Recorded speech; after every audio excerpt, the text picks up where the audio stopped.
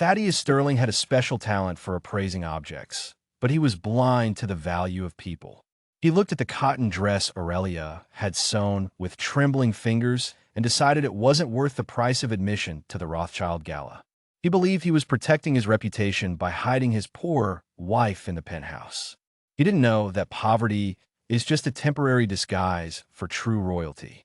As he adjusted his platinum cufflinks, Thaddeus thought he was the predator in the room. He was completely unaware that by humiliating Orelia tonight, he wasn't breaking a weak woman, but waking the wrath of an ancient bloodline that would soon turn his fortune to dust and his prejudices into his own grave. Behind her, Thaddeus laughed. The sound cut through the storm's white noise, sharp as broken crystal. "You actually thought I'd take you?" His voice dripped with the kind of contempt that came easy to men who'd never known what. "To the Rothschild gala? Looking like that?"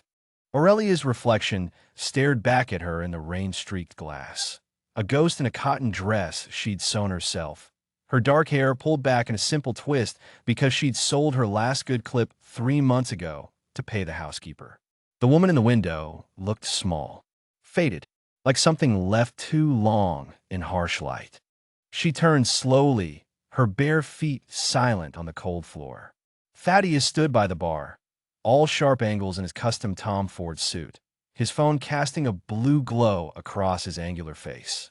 He didn't even look up as he poured himself scotch, the kind that cost more than most people's monthly rent. "I thought." Her voice came out barely above a whisper. She hated how it sounded. Apologetic. "You said this morning we'd go together." That was before I remembered what an embarrassment you are. He finally met her eyes, his gaze sliding over her like she was something distasteful he'd found on his shoe. "Mitchell asked me last week if you were my charity case." "My charity case, Orelia. Do you have any idea how that made me look?" The scotch in his glass caught the light from the chandelier. Amber and gold, expensive and warm. Everything in this apartment was expensive. Everything except her. "I could wear the blue dress," she offered, though even as the words left her mouth, she knew. The blue dress was gone. She'd checked the closet that afternoon and found empty hangers where it should have been. Thaddeus's laugh was uglier this time. "I sold it. Got $800 for it. More than you're worth, honestly. Vintage dork shouldn't be wasted on someone who doesn't know the difference between Cartier and costume jewelry." The room tilted slightly. Orelia gripped the back of the nearest chair, her knuckles going white. The blue dress had been her mother's. The only thing she'd kept when Alara died, when the cancer had finally won and left Orelia alone at 19 with nothing but medical debt and memories. "That was my mother's." The words scraped out her throat. "And now it's $800 in my account." Thaddeus drained his glass, set it down with a decisive click. "Consider it payment for 3 years of room and board. God knows you've never contributed anything else." The rain hammered harder against the windows. Orelia felt something shift inside her chest, a sensation like ice cracking, like something long dormant beginning to stir. Her vision blurred at the edges, and for a moment the chandelier seemed too bright, each crystal prism splitting light into painful shards that drove into her skull. "I should go," she whispered. "Yes, you should." Thaddeus was already texting someone, his thumbs moving rapidly across the screen. "Actually, perfect timing. I'm announcing the divorce at the gala tonight. Mitchell's wife knows a photographer from Vanity Fair. We'll frame it as me finally breaking free from a gold digger who trapped me with a fake pregnancy." The words hit like a physical blow. Aurelia's hand moved instinctively to her stomach, still flat, still unchanged, though she'd been feeling strange for weeks now. The nausea that came and went. The way her skin had started to feel too tight, like she was outgrowing herself from the inside. The dreams that left her gasping awake, her sheets soaked with sweat, images of crimson and shadow burned into her retinas. "I was never pregnant," she said quietly. "I never said I was." "Details." He waved his hand dismissively. "The narrative is what matters." Poor Thaddeus Galt, taken advantage of by some nobody from nowhere. Very sympathetic, very clean. He finally looked up from his phone, and something in his expression made her stomach clench. This wasn't just cruelty. This was calculated destruction. My lawyer will be in touch. You'll sign the papers, take nothing, and disappear. If you try to fight it, I'll bury you so deep no one will ever find you. Are we clear?" Orelia nodded. What else could she do? She had no money, no family, no friends. Thaddeus had made sure of that, slowly isolating her until she was completely dependent on him. The perfect victim, except, except for the dreams. Except for the way her reflection sometimes seemed wrong in mirrors, her eyes flashing colors they shouldn't. Except for the letter that had arrived last week, addressed in handwriting she didn't recognize, an invitation to the Rothschild gala with her name, her full name, Orelia Vane, written in ink that seemed to shimmer in certain lights. She'd hidden it from Thaddeus. Some instinct had told her to keep it secret. "I'll leave tonight," she heard herself say. Her voice sounded different, steadier. Thaddeus smirked, already dismissing her, already moving toward his bedroom to finish getting ready for the gala, where he'd publicly destroy what remained of her reputation. Orelia walked to the guest room. Her room, for the past year, since Thaddeus had decided he couldn't stand the sight of her even in sleep. She pulled the invitation from between the pages of her mother's old journal, the only other thing Thaddeus hadn't found to sell. The paper felt warm in her hands. The address embossed at the bottom was for the Rothschild estate. But there was something else, a small note in the corner, written in that same shimmering ink. Asterisk, come as you are. You are expected. Asterisk. Outside, thunder rolled across the city. Orelia looked at herself in the small mirror above the dresser. Her eyes looked darker than usual, almost black. And was that? She leaned closer. For just a moment, she could have sworn she saw her pupils flash crimson. The rain continued its relentless assault on the windows as she slipped on her worn coat and walked out of the penthouse, leaving behind 3 years of humiliation and heading towards something she didn't understand but couldn't resist. Toward the gala, toward whatever was waiting for her there. The rain had stopped by the time Orelia reached the Rothschild estate, but the streets still gleamed like black glass under the gas lamps. Her coat clung to her shoulders, damp and heavy, though she couldn't remember when it had gotten wet. The walk from the penthouse should have taken 40 minutes, but she'd arrived in what felt like 10, her feet moving with a certainty that bypassed conscious thought.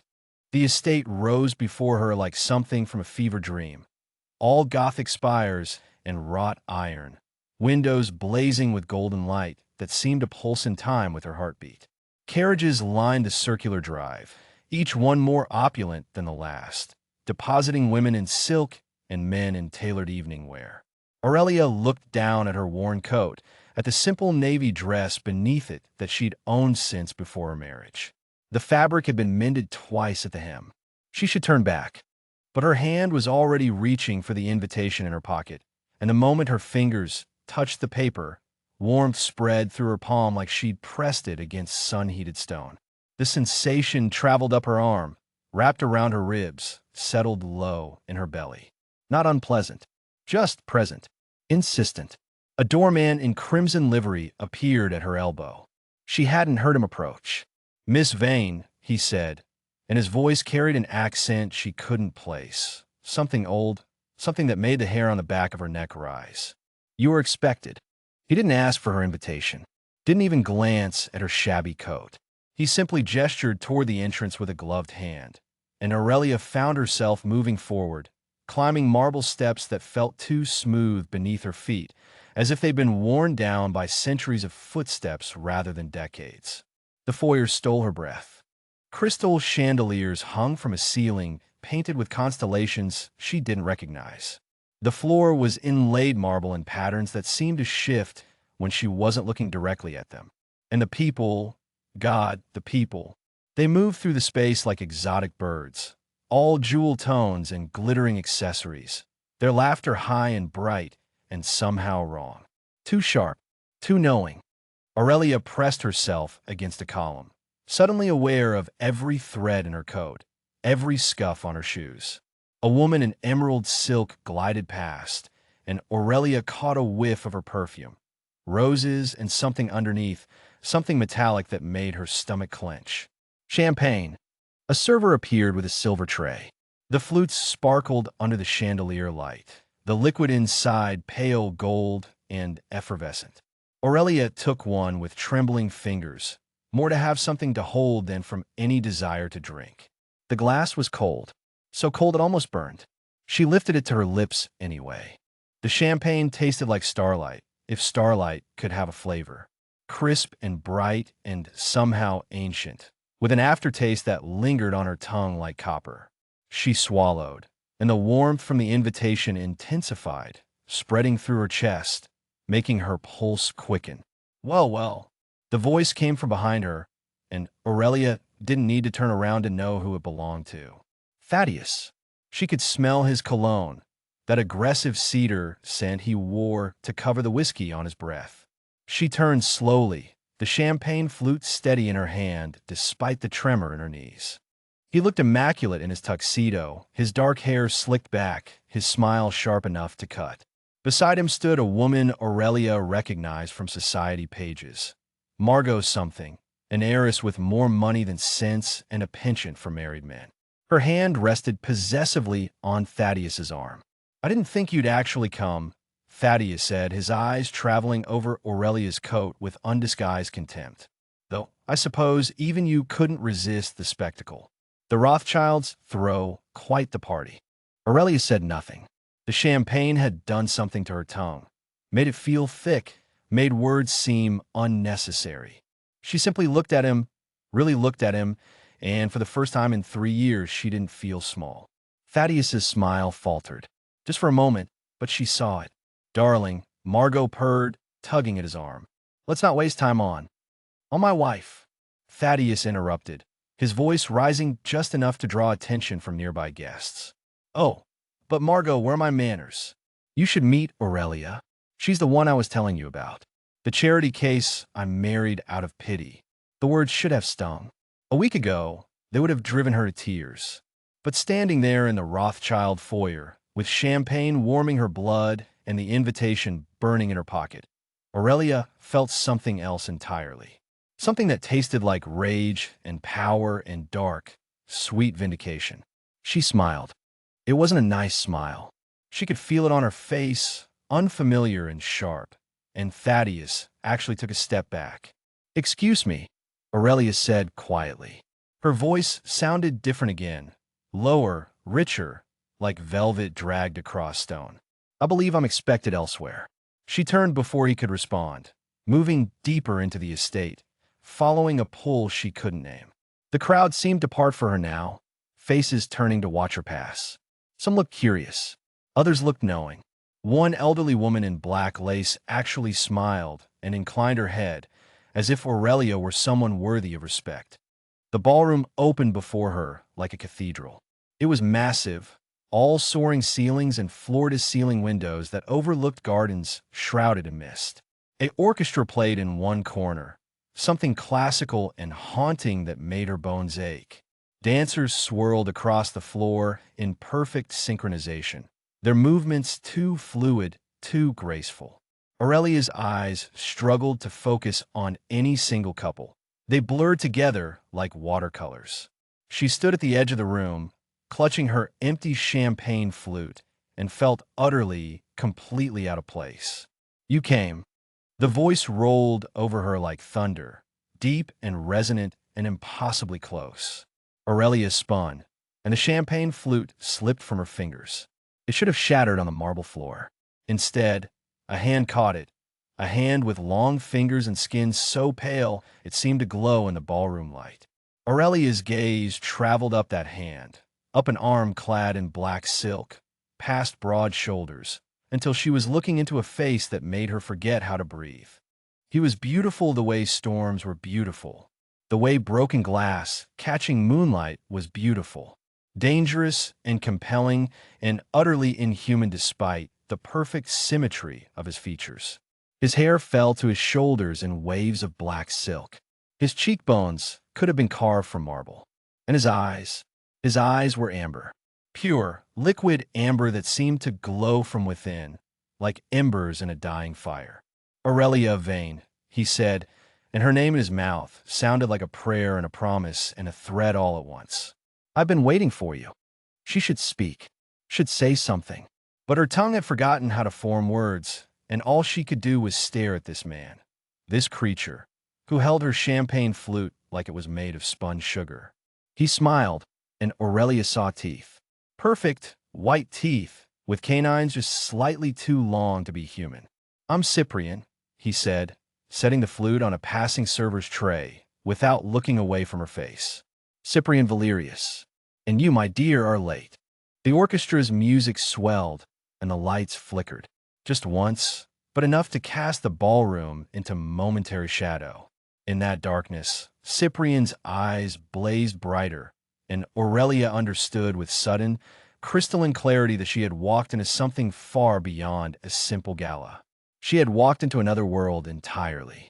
"I don't understand," she managed, her voice barely above a whisper. Cyprian extended his hand. His fingers were steady, elegant, tipped with nails that looked more like polished obsidian than keratin. "You will," he said. "Dance with me, and I'll explain everything." Orelia looked at his offered hand, looked at the ballroom full of two beautiful people who moved like predators in evening wear, looked back at Cyprian's glowing eyes, and felt the invitation in her pocket pulse with heat. She took his hand. His skin was cool against hers, but the moment their palms touched, electricity shot up her arm. The ballroom tilted, or maybe she did, and then Cyprian was pulling her onto the dance floor, one hand at her waist, the other holding hers with a gentleness that contradicted the power she could feel thrumming beneath his skin. They moved, and Orelia realized she knew the steps. Somehow, impossibly, her feet knew where to go, her body knew how to follow his lead. They swept across the marble in perfect synchronization, and the other dancers melted away, giving them space, giving them the center of the floor. "Your mother," Cyprian said, his voice low enough that only she could hear, "was supposed to tell you. Before she died. She was supposed to prepare you." Aurelia's breath caught. "My mother? What does she have to do with?" "Everything." Cyprian spun her, and when she came back to him, his face was closer, his amber eyes boring into hers. "Your mother was one of us, Aurelia. Not human. Not entirely. And neither are you." The words should have sounded insane, should have sent her running. But they landed in her chest like truth, like something she'd always known but never had the words to name. "What am I?" she breathed. "You're mine," Cyprian said simply. "My heiress. My successor. The one I've been searching for across 6 centuries." The music built to a crescendo, and the lights flickered again. This time they didn't come back on immediately. The ballroom plunged into darkness, and in that darkness, Aurelia heard gasps, heard the rustle of fabric as people turned to look. Then light returned, but not from the chandeliers. From Cyprian. His eyes blazed like twin suns, casting amber shadows across his face, across Aurelia's upturned features. The entire ballroom had gone silent. Even the orchestra had stopped playing. Cyprian released her waist, but kept hold of her hand. He turned to face the crowd, and Aurelia saw them now, really saw them. The two sharp smiles, the eyes that reflected light like animals. The way none of them seemed to breathe in quite the right rhythm. "Vampires. All of them. My kin," Cyprian said, his voice carrying through the silent ballroom like a bell. "My court. Tonight, I present to you Orelia Vane, daughter of Alara Thorn, bearer of the bloodline, my chosen heiress." A collective intake of breath rippled through the crowd. Aurelia's head spun. Alara Thorn? Her mother's name had been Orelia Vane, hadn't it? Cyprian turned back to her, and slowly, so slowly she could have stopped him if she'd wanted, he lowered himself to one knee. The king of vampires, kneeling before her in a ballroom full of his subjects.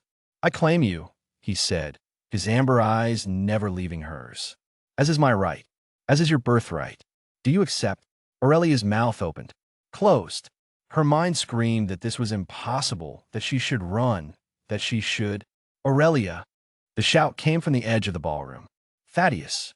He stood there with Margot still clinging to his arm, his face flushed with champagne and rage. "What the hell is this? Some kind of joke? Some pathetic attempt to embarrass me?" Cyprian didn't even look at him. His gaze remained locked on Aurelia, waiting for her answer. But Aurelia looked. She looked at Thaddeus, at his expensive tuxedo and his handsome face and his cruel, stupid eyes. She looked at the man who had spent 3 years making her feel worthless, who had stolen her inheritance and her dignity and very nearly her will to live. And she smiled. "Yes," she said to Cyprian, her voice ringing clear through the silent ballroom. "I accept." Cyprian's answering smile was triumphant and terrible. He rose in one fluid motion, still holding her hand, and turned to face Thaddeus. "You," Cyprian said, and the single word dropped into the silence like a stone into still water. "You are the husband." It wasn't a question. Thaddeus paled, but tried to rally. "I don't know what kind of game you're playing, but Orelia is my wife. Legally. And I don't appreciate." "You appreciate nothing," Cyprian interrupted, his voice soft and deadly. "You are a small man with a small mind and a smaller soul. You took something precious and tried to break it. Try to dim its light because you couldn't stand to see it shine." He took a step toward Thaddeus, and Margot actually whimpered, releasing his arm and backing away. The crowd parted like water, giving Cyprian a clear path.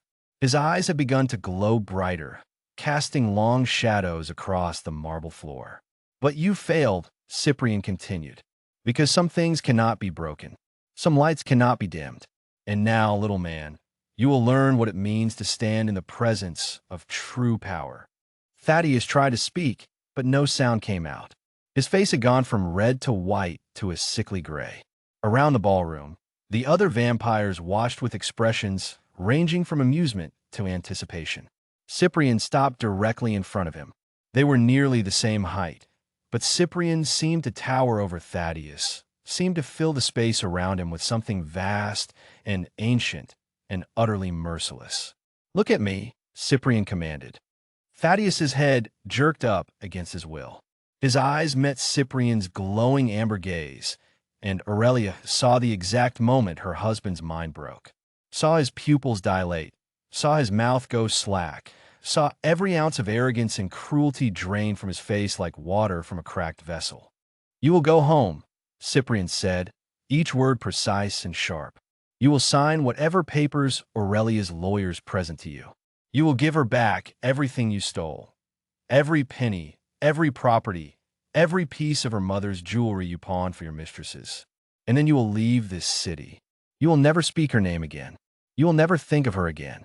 She is erased from your mind, from your life, from your very memory. Do you understand?" "Yes."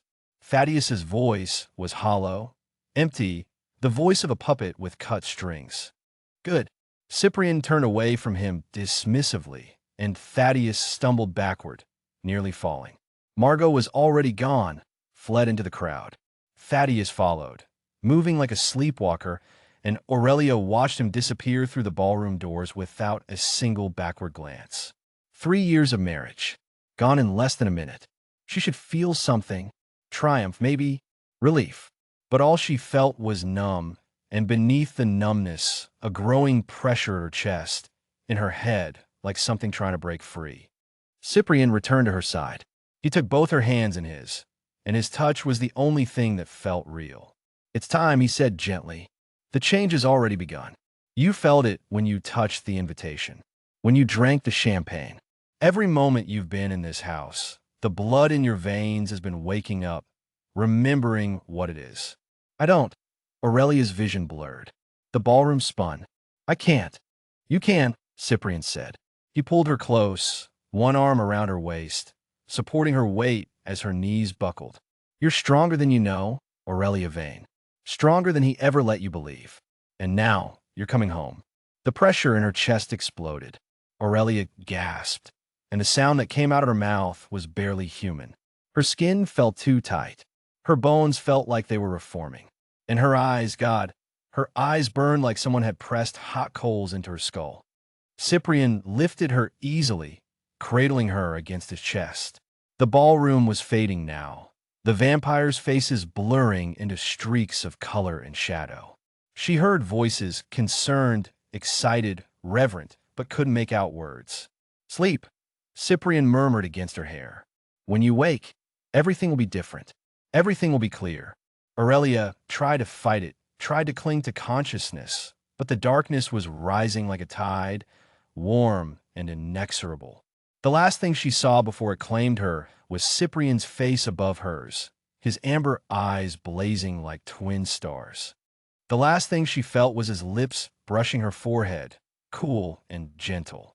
The last thing she heard was his voice, soft as silk and sharp as a blade.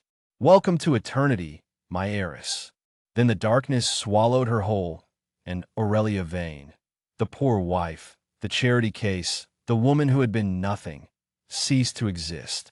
Something else was being born in her place. The awakening came in waves. First sound, the whisper of silk against stone, the distant drip of water echoing through vast chambers, the rustle of something alive or undead, moving through corridors she couldn't yet see. Then, sensation, cool air against her skin, carrying the scent of old roses and older blood, the weight of unfamiliar fabric draped across her body, the hardness of marble beneath her back. Finally, sight. Orelia opened her eyes to a ceiling painted with stars. Not the crude approximation of constellations she'd known in her marriage bed, but actual luminescence, as if someone had captured fragments of night sky and pressed them into plaster. Each point of light pulsed with its own rhythm, and she could hear them, actually hear them, singing in frequencies that made her teeth ache with pleasure. She sat up slowly. The room around her was circular, its walls lined with mirrors that reflected not her image, but shadows of what she'd been. In one, she saw herself at 17, dirt under her fingernails from her mother's garden. In another, at 23, flinching as Thaddeus raised his hand. In a third, just hours ago, trembling in that ballroom while vampires circled like sharks. But the woman in the center of the room, the woman whose body she now inhabited, bore no resemblance to any of those reflections. Her skin had taken on the luminous quality of moonlight on water. Her hair, once mousy brown, now gleamed like polished mahogany threaded with copper. In her eyes, Orelia rose and approached the nearest mirror. The glass rippled as she neared it, the old reflection dissolving. What stared back at her now made her breath catch. Her eyes were amber, not the pale yellow of Cyprian's gaze, but deeper, richer, the color of honey held up to firelight. And when she focused, really focused, she could see the pupils contract and expand with predatory precision. "The transformation suits you." She spun. Cyprian stood in the doorway, dressed in black velvet that made him look like a piece of the night itself had taken human form. He didn't move, didn't breathe. She realized with a start that she wasn't breathing either, that her chest lay perfectly still, but his presence filled the room like smoke. "How long?" Her voice came out different, richer. It resonated in her bones. "3 nights." He stepped inside, and the door closed behind him without anyone touching it. The old blood takes time to assert itself. Your mother's lineage was dormant for generations, but it remembers. It always remembers. Orelia pressed her palm against her sternum, feeling for a heartbeat that no longer existed. "I should be terrified, but you're not." "No." She met his gaze, and something electric passed between them. "I feel like I've been asleep my entire life. Like I'm finally awake." Cyprian's mouth curved into something that wasn't quite a smile. "Then you're ready." "For what?" "To claim what's yours." He led her through corridors that seemed to shift and breathe, past tapestries depicting battles she'd never read about in history books, down staircases that spiraled into depths that shouldn't exist beneath any mortal city. Other vampires passed them, some bowing, others watching with eyes that glittered with calculation or resentment. They emerged into a throne room that made the ballroom look like a child's playhouse. The space soared upward into darkness, its ceiling lost in shadow. Columns of black marble lined the walls, each one carved with names and languages Orelia somehow understood now. Latin, Greek, Akkadian, tongues that had died millennia before Christ walked the earth. At the far end, 2 thrones sat on a dais of obsidian, and standing before those thrones, arms crossed, expression carved from contempt, was the most beautiful woman Orelia had ever seen. She had hair like spilled ink and skin like porcelain. Her dress was the color of fresh blood, cut to reveal shoulders that could have been sculpted by Bernini. But it was her eyes that held Orelia, pale green, cold as winter frost, and filled with an hatred so pure it was almost admirable. So this is the heiress. The woman's voice dripped with disdain. The charity case, the abused wife, the human who needed rescuing. She circled Orelia like a wolf evaluating prey. Tell me, Cyprian, what exactly makes her worthy of standing beside you? Her pedigree? She didn't even know she had one until you told her. Her power? She's 3 days old. I've walked this earth for 2 centuries. Leocadia. Cyprian's voice held a warning. No. Orelia surprised herself by speaking. Let her finish. Leocadia's smile was a slash of crimson. Oh, she has a voice. How delightful. She leaned in close enough that Orelia could smell the blood on her breath. Recent, human, tinged with fear. You think because he turned you, because he whispered pretty words about bloodlines and destiny, that you belong here? You're a pet, darling. A project. And when he tires of you, and he will, you'll be just another portrait gathering dust in the gallery of his mistakes. The words should have stung. A week ago, they would have shattered her. But Orelia felt something else rising in her chest. Something vast and ancient and utterly unafraid. You're right, she said softly. I was nothing. A woman so broken she couldn't even leave a man who beat her. So worthless she believed every cruel word he spoke. She took a step forward, and Leocadia actually retreated. But that woman died 3 nights ago, and what woke up in her place remembers things she never knew. Remembers a mother who walked away from this world to protect her daughter. Remembers a bloodline that chose mortality over monstrosity. The air in the throne room began to hum. My mother, Orelia continued, her voice growing stronger, was Orelia Vane, daughter of Cassius Vane, son of Aurelius Vane, who stood at Cyprian's right hand when Rome burned. She gave up immortality because she loved a human man. She chose weakness. She chose death. Aurelia's hands clenched into fists. And every day of my miserable human life, I thought she'd abandoned me, left me to suffer. But she didn't, did she, Cyprian? No. His voice was quiet, reverent. She protected you, hid you, because she knew that if the court discovered you existed, they would use you or destroy you. But I'm not hidden anymore. Orelia turned to face the assembled vampires who had begun to gather in the shadows, drawn by the confrontation. She could feel them now, feel their hunger and their curiosity and their doubt. I am Orelia Vane, daughter of Alara, blood of the first circle, and I am done being afraid. Leocadia laughed, but it sounded forced. Pretty speech. But words don't make you powerful, child. This does. She moved with inhuman speed, her hand shooting out to grab Aurelia's throat. Orelia caught her wrist mid-strike. The crack of bone echoed through the throne room like a gunshot. Leocadia's scream was music. She wrenched away, cradling her shattered wrist, her face contorted with shock and pain. That's not possible. You're 3 days old. I'm 640 years old, Orelia said. I just didn't know it yet. She felt it now, the power that had been sleeping in her veins, passed down through generations of veins who had chosen to forget what they were. It sang in her blood like a symphony, each note a memory of battles fought and won, of empires risen and fallen, of nights that stretched into eternity. Leocadia lunged again, all pretense of civility abandoned. But Orelia was ready. She sidestepped, grabbed the other woman's arm, and used her own momentum to send her crashing into the nearest column. The marble cracked. Leocadia slumped to the floor, blood, black as oil, trickling from her temple. Yield, Orelia said. Not a request, a command. And Leocadia, 200-year-old vampire, enforcer and schemer and would-be queen, dropped to her knees. The other vampires followed. One by one, they sank down, their heads bowed, their throats exposed in the ultimate gesture of submission. The room thrummed with power. Aurelia's power, raw and new and absolutely undeniable. Only Cyprian remained standing.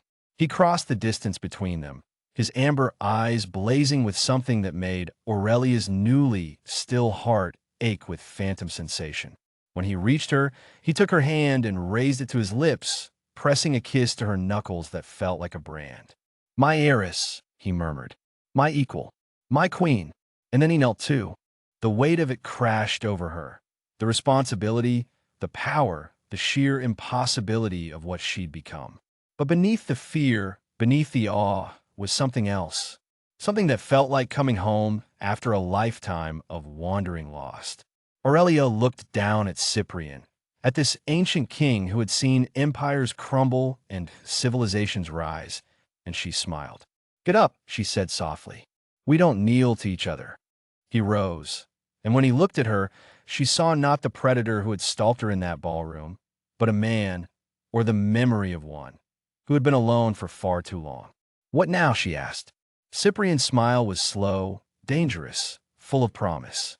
"Now we rule." He led her to the thrones. Aurelia sat, the obsidian cold beneath her, and looked out at the assembled court. They were still kneeling, still waiting for her word. "Rise," she said, and her voice carried through the chamber like a bell. They obeyed. Outside, dawn was breaking over the city.